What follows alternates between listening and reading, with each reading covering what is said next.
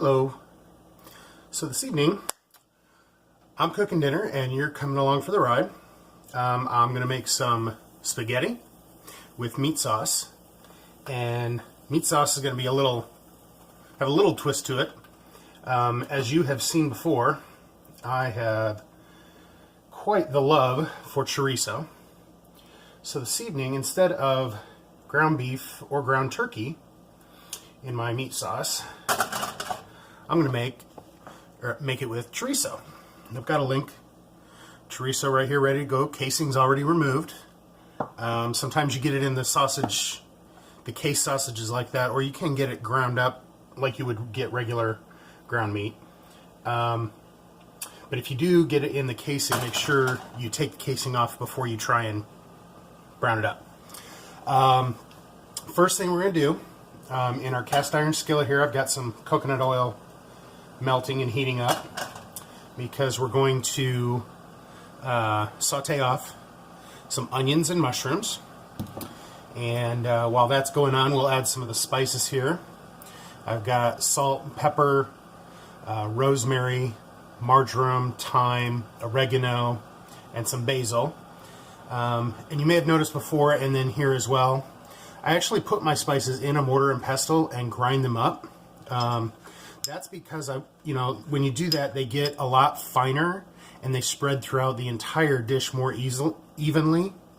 And also it prevents things like with rosemary, it prevents you from getting those sticks in your food, because when they're ground up like that, you're a lot less likely to have those individual sticks of the leaf there.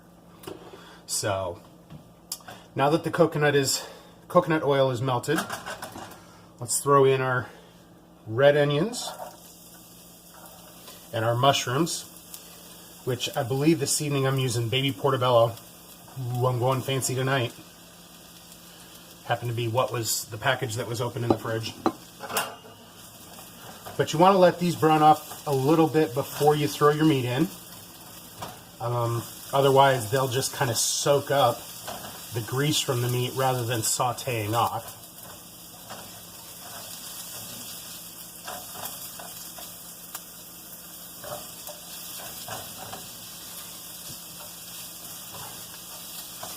And while these are sauteing, this is when I go ahead and add in my seasonings. That gives a chance for the seasonings to warm up as well. Because even though they're dried, they still have a lot of their oils that need to kind of wake up and add that flavor into the food you're adding it to.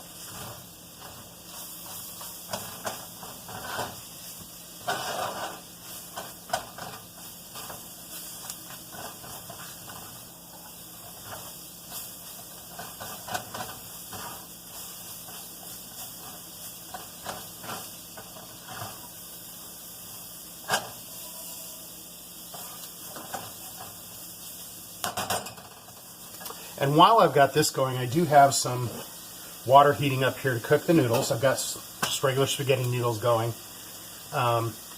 Use any pasta you want, bow tie, whatever you like. Just make sure you follow instructions. I prefer to actually go just slightly less than what the instructions say to cook it for, because that cooks it a little al dente and it's not all mushy. And plus, as the sauce and the noodles mixed together, it gives it a little more of a chance for the sauce to soak into the noodles and they taste a little bit better.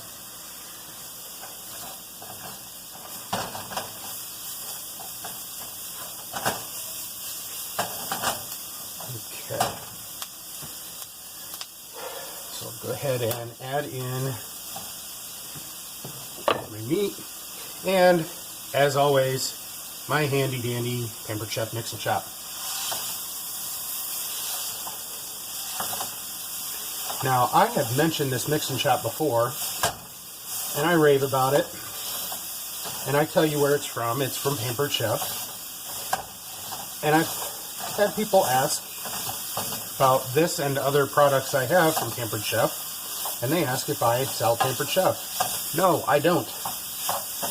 I used to, and I have a lot of stuff from when I did, but even though I don't sell it anymore, I still absolutely love the products they have, and continue to get more as I see ones I need. Alright, so we've got the chorizo mixed in. We'll let that just cook off a little bit. And to that, we're going to add some tomato paste. You want to put that in before you put your sauce in so that it has time to spread out and start cooking, because your tomato flavor, that raw tomato flavor, is going to be a little more intense in your paste than it will in your sauce. And again, I'm using these Pampered Chef. They're called an herb keeper, but I actually use them for a lot more than just freezing the herbs. So we'll give that a chance to thaw out.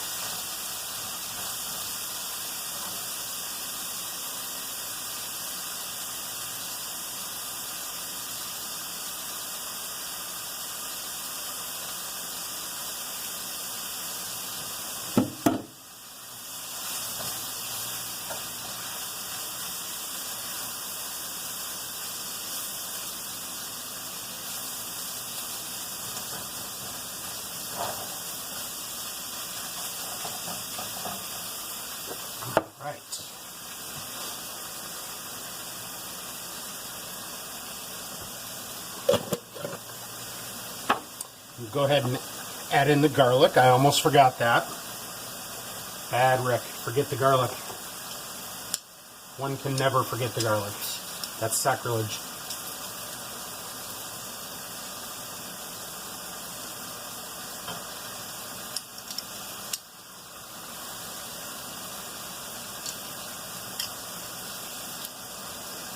Oops. Gotta be smarter than the equipment.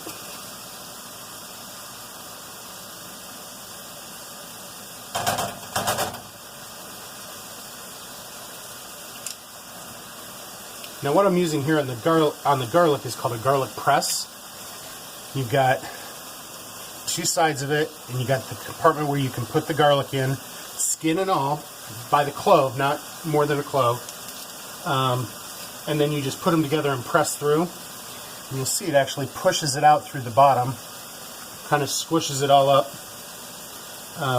Now you can get these in several different places, but again, mine is Pampered Chef. I actually have 3 or 4 of them. It just makes it all, very easily incorporated into whatever you put it in, rather than having, big chunks of garlic or, cubes of garlic, or however you would normally cut it up. So, and I typically will use that garlic press for all of my garlic when I'm cooking, unless there's a specific reason why I would not want it smushed up. One of those being is one of the ways I cook my green beans is with slivered garlic in it. And so I will just slice that up really thin. Alright, so it is time to put the spaghetti in. Now the spaghetti water you want to season really well, because this is your one chance to season the pasta. So I have put a lot of salt in there so that the broken pieces are falling all over. All right.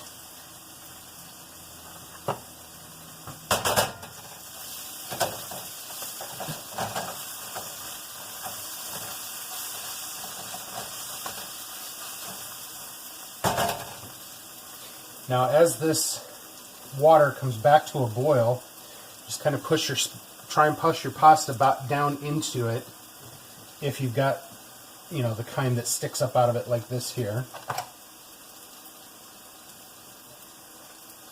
Then once it's all submerged, just let it set for a little bit to come back to a boil. And then just every once in a while you want to stir it, make sure it doesn't boil over. And you want to make sure that the noodles separate. You may hear a lot of people say that you put oil into the water. I found that to be a waste of oil, because you can stick noodles together just as quick with oil as without. The key is stirring it. So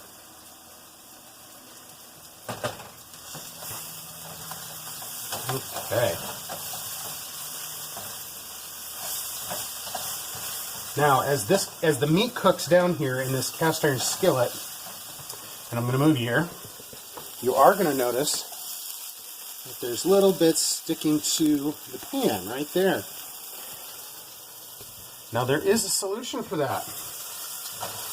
And when you see it, you'll know I had to have done it. Wine. Wine will pull those sticky bits up.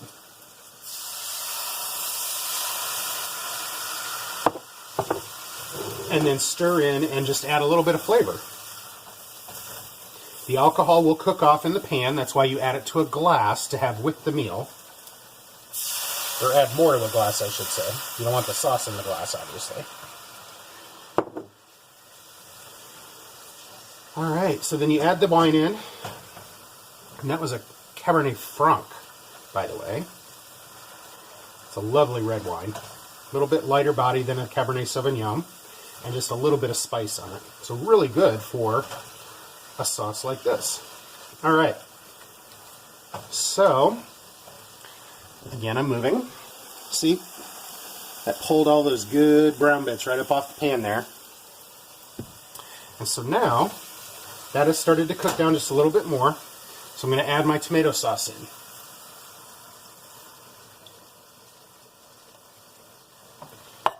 Alright, we're going to stir this up here. Get this mixed in a little bit, and then we'll go back to the noodles to check on them.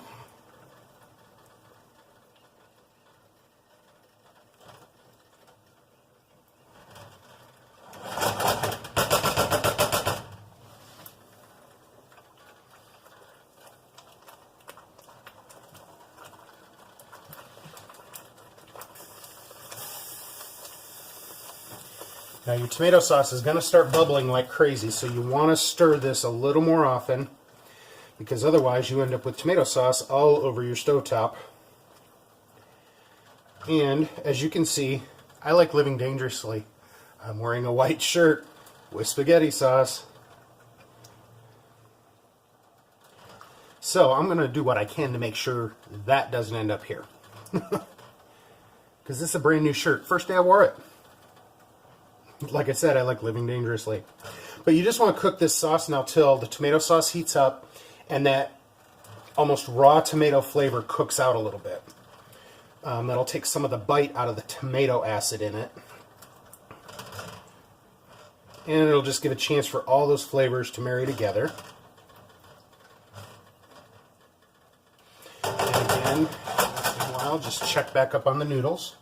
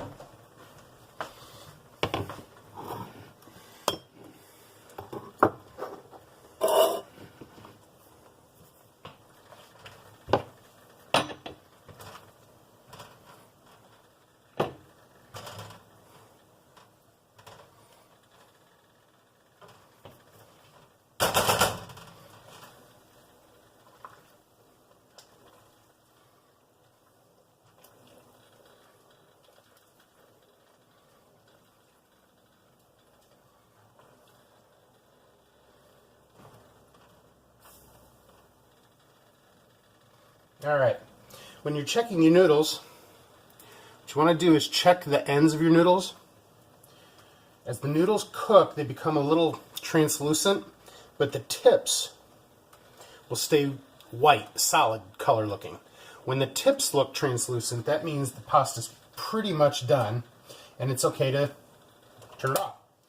Now, before you strain it out, though, you're going to want to put just a little bit of the cooking water from the pasta into your sauce, because that way the starches that are now in the water from the pasta will mix in with that sauce, and that starch will stick back to the noodle when you mix them together. So again, just a little bit, not a lot at all. All right, then you go drain your pasta.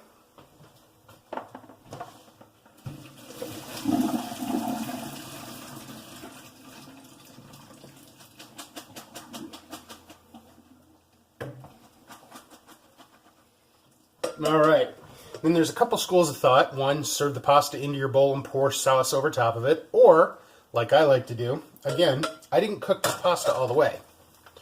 So I'm going to mix the pasta right in with the sauce and let it finish cooking. Because again, that's going to soak a lot of the flavor from the sauce into the pasta and help it stick just a little bit more.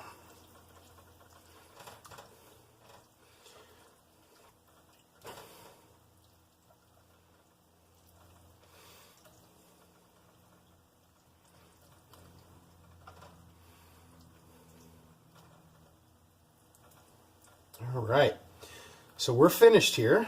I'm just going to take a little bite and make sure it tastes okay.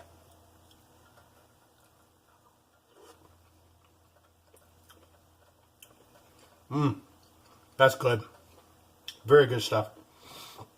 So, that's just a little bit of a twist on how you too can enjoy your spaghetti. Cheers.